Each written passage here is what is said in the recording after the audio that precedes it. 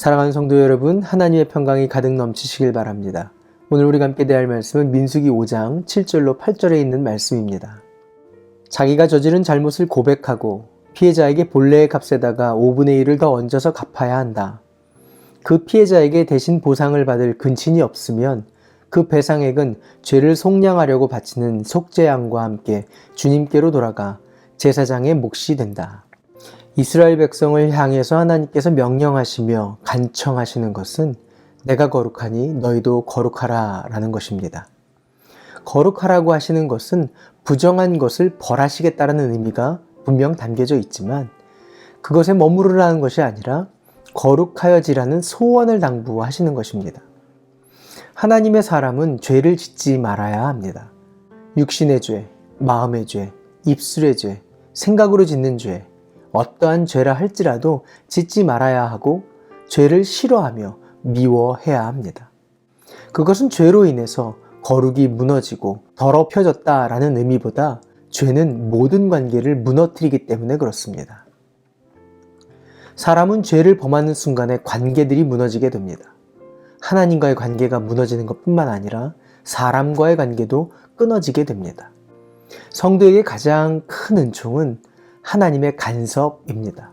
분별력이 없을 때 바른 것을 선택하도록 간섭하시며 내가 연약하고 부족할 때 나를 붙드시고 인도하시기 위해 간섭하십니다. 이것은 은혜입니다. 그런데 죄는 이러한 하나님의 간섭하심을 끊어내게 됩니다.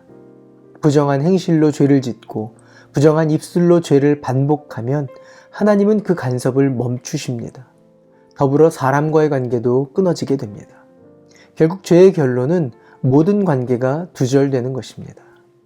사람은, 인생은 하나님께로부터 오는 모든 간섭이 끊어지는 순간부터 기쁨을 잃게 됩니다. 그런데 여기에 이것마저도 하나님의 긍휼이 담겨져 있다는 것을 우리는 보게 됩니다. 죄로 인해서 모든 관계가 끊어지는 것을 보고 깨닫게 하시며 죄로 인해서 하늘로부터 오는 기쁨이 더 이상 머무르지 않게 되는 것을 깨닫게 하시는 것입니다.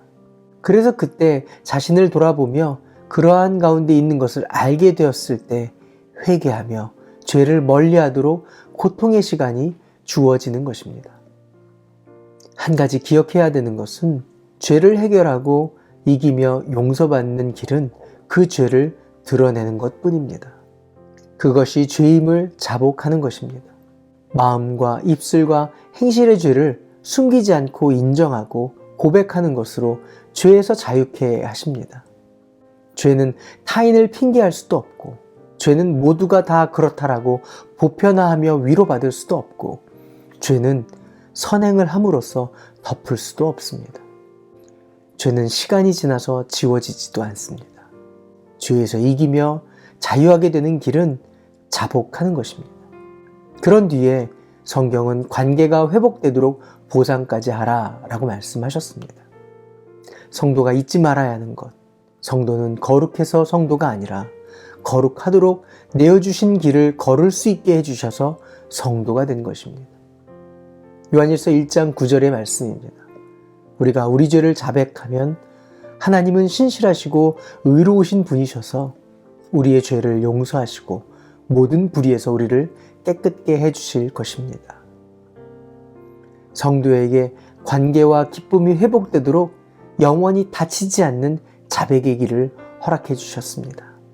그 은혜를 따라 사는 하나님의 사람 되시기를 바랍니다. 기도할까요? 좋으신 하나님, 늘 자백하고 고백함으로 하나님의 사람으로 지어져 가게 하여 주시옵소서. 예수님의 이름으로 기도합니다. 아멘. 오늘도 성령님과 동행하시는 하루 되시길 바랍니다. 화이팅!